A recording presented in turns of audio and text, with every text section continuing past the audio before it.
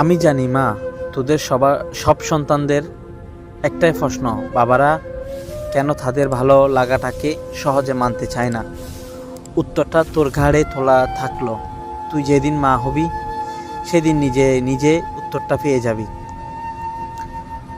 তোরা যখন একটা ছেলের হাত ধরে পালিয়ে যাস, তখন ওই ছেলে ছাড়া জীবনের কারও প্রয়োজন বোধ করিস না। কিন্তু একটা বাবা বুঝে তার জীবনের নিজের মেয়েটা কতটা প্রয়োজন। যেদিন তোর দাদুর কাছ থেকে তোর মাকে গ্রহণ করছিলাম, সেদিন প্রতিজ্ঞা করছিলাম যে যদি মেয়ে হয় তাহলে মেয়েটাকে তার স্বামীর হাতে নিজের হাতে তুলে দিয়ে তবে দায়িত্ব থেকে নিজেকে হালাল করব। তাই তোর প্রতি এত অভিমান। মারে, বাবার উপর রাগ করিস না।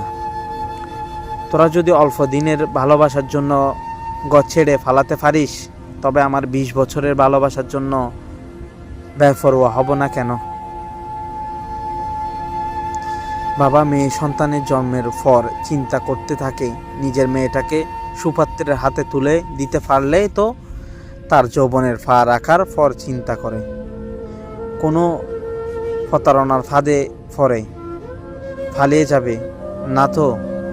তাই মেয়েদের প্রতি প্রত্যেকটা বাবার এতটা নজরদারি থাকে। যদি মন কাঁদে চলে আছিস, বুক পেতে দেব। ঠিক আগে যেভাবে ভালোবেসেছিলাম সেইভাবে আসবো। অপেক্ষায় থাকলাম।